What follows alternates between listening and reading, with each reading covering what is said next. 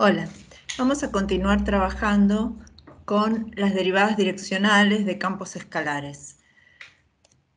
Nosotros ya vimos en videos anteriores qué era la derivada direccional de un campo escalar en un punto. La definimos, recordamos la definición era el límite de este cociente incremental. El incremento se hacía respecto de un versor y por eso se ponía énfasis en la dirección y la llamábamos derivada direccional. Este límite debía existir para que existiera esta derivada direccional y habíamos visto también que cuando ese límite existía, que nos daba un número, representaba la pendiente de la recta tangente al gráfico de la función, pero en la dirección de la curva que se formaba al movernos según ese versor. Eso lo vimos en videos anteriores. Bien, esta misma derivada direccional se puede calcular bajo ciertas condiciones de una manera más sencilla que calculando el límite del cociente incremental. O sea, vamos a ver ahora una manera alternativa de calcular derivadas direccionales sin utilizar la definición, por una fórmula o regla práctica que es mucho más sencilla, pero la podemos usar bajo ciertas condiciones. ¿Cuál es esta fórmula de cálculo? Bueno, la fórmula de cálculo es hacer el producto escalar del vector gradiente del campo escalar en el punto por el versor. Eso nos da el valor de derivada direccional en el punto respecto de ese versor. Pero para poder aplicar esta fórmula necesitamos asegurarnos primero que el campo escalar tenga derivadas parciales continuas en ese punto donde estamos trabajando. Esta es una primera aplicación del vector gradiente, que lo habíamos definido, es el vector que contiene como información todas las derivadas parciales del campo escalar en el punto, esas son las componentes de ese vector. Cuando hacemos el producto escalar entre el vector gradiente y el versor, recordemos, el producto escalar era hacer primer componente por primer componente, más segunda componente por segunda componente, y así siguiendo hasta sumar la última componente por la última componente. Eso nos da un número que es razonable porque el valor de derivada direccional de un campo escalar en un punto, cuando existe, efectivamente es un número. Bueno, vamos a ver que esta derivada direccional, bajo esas mismas condiciones de continuidad de las derivadas parciales, tiene la particularidad de que existe cuando la calculamos en un punto, existe en cualquier dirección, y además hay una dirección particular, o sea, un versor particular que nos indica una dirección en la cual esa derivada direccional es máxima, otra dirección y sentido en que es mínima, y algún valor bien particularizado en que es nula. Para eso vamos a ver primero una simulación. Aquí tenemos lo que está en rojo, es el gráfico de un campo escalar. Dentro del dominio estamos viendo el versor, que acá se llama, o un vector, acá está señalado como vector, pero podría ser un versor para el caso de nuestra derivada direccional, que se va moviendo, son todas las posibles direcciones en que hacemos el incremento. Para cada dirección tenemos dibujada la recta tangente en esa dirección, la pendiente de esa recta que aparece acá numéricamente calculada es el valor de derivada direccional para el campo escalar en este punto que tenemos fijo acá en el dominio, en cada una de esas direcciones. Bien. Dentro del dominio también tenemos indicado el vector gradiente.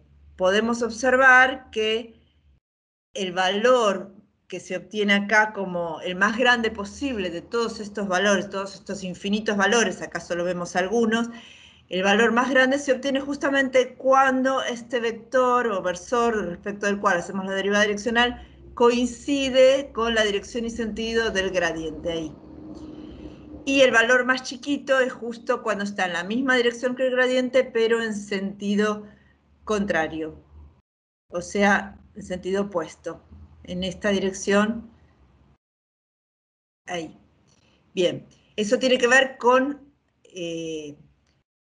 cuando la recta, o sea, el valor máximo que se da en la dirección del gradiente, tiene que ver con que esta recta tangente es, en esa dirección de sentido, la más empinada posible, porque como ese numerito me está hablando de la pendiente de esa recta, tiene que ver con la mayor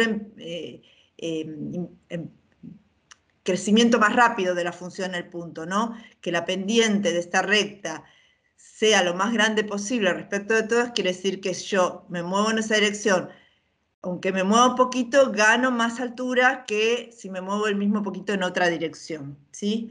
Entonces podemos observar la recta también, que en esa dirección es la más empinada posible. De alguna manera me está mostrando la dirección de crecimiento más veloz de la función. Y en el sentido opuesto, que la recta es la misma, pero la recorro en este sentido, sería el decrecimiento más veloz de la función. Eso me señalan esas direcciones. Bueno, esto visto geométricamente, analíticamente, están entonces bien caracterizadas esas direcciones de derivada direccional máxima, mínima. Bueno, no mencionamos la nula, pero también se caracteriza. Tenemos en este cuadrito la síntesis de esto. Bajo la condición de derivadas parciales continuas del campo escalar en el punto, la derivada direccional máxima se obtiene en la dirección del gradiente, solo que siempre tengo que tomar, como es una derivada direccional, siempre tengo que tomar el versor asociado a ese vector, entonces sería el versor asociado al gradiente de f en el punto. La derivada direccional mínima es justo en el sentido opuesto, o sea, en la dirección asociada a menos, el versor asociado a menos el gradiente de f en el punto, y nula se produce en cualquier dirección que sea normal al gradiente. Al mismo tiempo vamos a demostrar analíticamente, ya lo vimos gráficamente, pero demostramos analíticamente, ahora cómo efectivamente se obtienen estas direcciones, pero además vamos a obtener el valor de esas derivadas. La derivada direccional máxima coincide con la norma del gradiente de la función en el punto, la derivada direccional mínima es el valor opuesto, y bueno, la nula por supuesto que es 0. Vamos a ver entonces esta demostración más formalmente. Se basa en la fórmula que vimos para el cálculo de la derivada direccional, que era ese producto escalar del gradiente por el versor en el cual esté haciendo la dirección. El campo está fijo, el punto está fijo, el versor puede ser cualquiera de los infinitos versores en que me puedo mover. Entonces, bajo la condición de que las derivadas parciales del campo son continuas, teníamos esta fórmula. Bien, producto escalar, además de calcularse haciendo el producto de componente a componente y sumando todos esos productos, se puede hacer también se puede obtener el mismo resultado haciendo la norma de los vectores que intervienen en ese producto escalar por el coseno del ángulo comprendido entre esos dos vectores. Entonces nos quedaría igual a la norma del gradiente de f en p sub 0, que va a ser un número fijo, porque f está fijo y el punto también, por la norma del versor, que como es un versor va a valer siempre 1, por el coseno del ángulo alfa. El ángulo alfa, como dijimos, es el ángulo entre los dos vectores, siempre lo podemos considerar entre 0 y pi. Bien, dijimos que esto era 1, así que podemos indicarlo simplemente como la norma del gradiente por el coseno de alfa. De manera que el valor de esta derivada sea máximo, mínimo o nulo, va a depender del valor de ese coseno, porque el otro valor está fijo. Asumamos que es no nulo, porque si el gradiente en el punto fuese nulo, tiene norma 0, todas las derivadas direccionales dan 0, pero si no es este el caso, entonces la derivada máxima se obtiene cuando el coseno de alfa toma su valor máximo, que es 1. Y esto ocurre para ángulos entre 0 y pi cuando alfa vale 0. Pero si alfa es 0, significa que el versor está en la misma dirección y sentido que el gradiente de f en el punto. Y esa era la primera cosa que queríamos demostrar, que el versor, en ese caso, tiene igual dirección y sentido que el gradiente. O sea que la derivada direccional máxima se da en la dirección del gradiente de f en el punto. Ahora, si este coseno vale 1, el valor de esa derivada nos queda justamente la norma del gradiente. Y eso era lo que decía la primera fila del cuadro que acabamos entonces de demostrar. Con respecto a la derivada direccional mínima, bueno, con un argumento análogo podemos decir que se obtiene cuando el coseno de alfa toma su valor más chiquito, que es menos 1, y esto para ángulos entre 0 y pi ocurre si alfa es pi. Pero si alfa es pi, quiere decir que el versor está justo en la misma dirección que el gradiente, pero en sentido contrario. Es decir, que tiene igual dirección, pero distinto sentido que el gradiente de f, y por lo tanto el versor podemos pensar que es menos el gradiente de f sobre su norma. Y si el coseno de alfa vale menos 1, el valor de esa derivada direccional mínima, que se obtiene en la dirección opuesta al gradiente, es menos la norma del gradiente de f. Esto era lo que estaba enunciado en la segunda fila del cuadro. Por último, para finalizar esta demostración, podemos observar que esta derivada direccional es nula cuando el coseno de alfa es 0, y eso ocurre para cuando el ángulo entre 0 y pi vale pi sobre 2.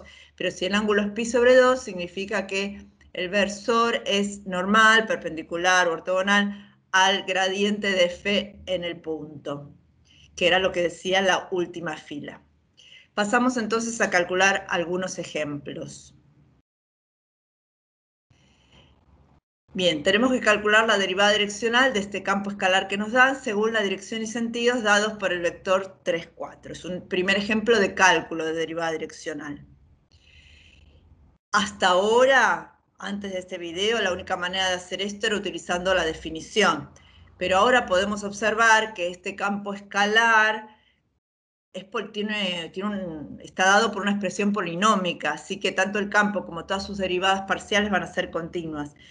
Si las derivadas parciales del campo son continuas, que de hecho las podemos calcular, y nos dan estas expresiones, f'x, f'y, las podemos evaluar en el punto, podemos utilizar para este cálculo el gradiente de f, o sea, podemos calcular la derivada direccional haciendo el producto escalar del gradiente de f en el punto por el versor. El gradiente entonces lo calculamos de esta manera, a través de las derivadas parciales evaluadas en el punto que nos dieron, y calculando el versor le podemos calcular la norma al 3, 4 vale 5, o sea que el versor es el 3 quintos, 4 quintos. Hacemos este producto escalar, menos 14 por 3 quintos, más 4 por 4 quintos. Esto, el resultado nos tiene que dar un número porque es el valor de una derivada direccional. Hacemos las cuentas y nos da efectivamente menos 26 quintos. Es simplemente aplicar esta fórmula de cálculo que vimos en este video, pero observando previamente que las funciones derivadas parciales son continuas en el punto. En este caso son continuas en todo su dominio. Segundo ejemplo. Vamos a hallar la derivada direccional máxima, mínima y nula, que también ya vimos en qué dirección se produce, bajo la misma condición de derivadas parciales continuas para el campo, por lo menos en el punto. Bien, nos dan el campo escalar, tenemos el punto 1, 1, podemos calcular las derivadas parciales, y si bien en esta derivada parcial respecto de x hay un denominador, como nosotros estamos trabajando en el punto 1, 1, no hay problema, y tanto en el punto como cerquita del punto, estas derivadas parciales son continuas. Al evaluarlas en el punto, podemos armar el vector gradiente, que nos da en este caso el vector menos 2, 4, que tiene norma raíz de 20. Y estos son los elementos que necesitamos para determinar valor y dirección de la derivada direccional máxima y mínima en principio. La derivada, después vemos la nula. La derivada direccional máxima ya sabemos que se obtiene, según habíamos demostrado el cuadrito, la información que estaba en el cuadrito, se obtiene en la dirección del gradiente de f, pero siempre tomamos el versor, así que nos queda el vector menos 2, 4 dividido la raíz de 20. Ese sería el versor que nos da la dirección en la cual se obtiene la derivada direccional máxima. El valor de esa derivada direccional máxima coincidía, lo habíamos demostrado, con la norma del vector gradiente, o sea que nos da directamente raíz de 20. La derivada direccional mínima la obtenemos en la dirección opuesta, o sea que va a ser el vector 2 sobre raíz de 20 menos 4 sobre raíz de 20, que ya es versor porque lo dividimos por su norma. Y el valor era el opuesto al valor anterior, o sea, menos la raíz de 20, menos la norma del gradiente de f en el punto. En cuanto a la derivada direccional nula, demostramos que se obtiene en cualquier dirección que sea normal a la del gradiente, o sea, normal al vector menos 2, 4. Bien, ¿cómo hago para obtener un versor normal menos 2, 4? Bueno, puedo obtener cualquier vector normal, por ejemplo el 4, 2, y lo divido por su norma. El vector 4, 2 es normal al menos 2, 4, porque si hacemos el producto escalar entre ambos nos da 0. 4 por menos 2 más 2 por 4 es 0. Entonces se ve fácilmente que este vector es normal al que teníamos. Lo dividimos por su norma y nos da un vector, un versor normal al gradiente. Pero no es el único. Si tomo el opuesto a este, también va a ser normal. Eso podemos verificarlo. Una manera fácil de encontrar rápidamente este vector 4, 2 o misma idea, es dar vuelta a las componentes del vector de R2 que tenemos acá y cambiarle el signo a una de ellas. Eso nos asegura que el producto escalar es 0. Es una manera más o menos rápida. Se podría hacer más formalmente, pero es una manera rápida de obtenerlo. Siempre que estemos en R2 vamos a tener entonces dos versores que nos dan una dirección normal al vector gradiente, ¿sí? Porque encontramos uno y el opuesto también nos sirve.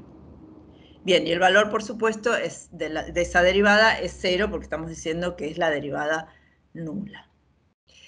En síntesis, mencionamos en este video una regla práctica para el cálculo de derivadas direccionales, que es una primera aplicación del vector gradiente. Si las derivadas parciales del campo escalar son continuas en el punto, podemos calcular la derivada direccional del campo escalar en el punto como el producto escalar entre el gradiente del campo escalar en el punto y el versor. Eso da por resultado un número que es el valor de la derivada direccional del campo en el punto. Por otro lado, el vector gradiente tiene una propiedad súper importante que nos indica que en esa dirección podemos obtener la derivada direccional máxima y en la dirección opuesta al gradiente la derivada direccional mínima. En cualquier dirección normal al gradiente obtenemos la derivada direccional nula. Recordemos que es importante porque es el gradiente quien indica esa derivada direccional máxima, que es la dirección de crecimiento más veloz de la función, y la opuesta sería la dirección de la dirección de decrecimiento más veloz del campo escalar en el punto. Entonces es una propiedad importante del gradiente. Bueno, espero que les haya sido de utilidad esta explicación. Muchas gracias.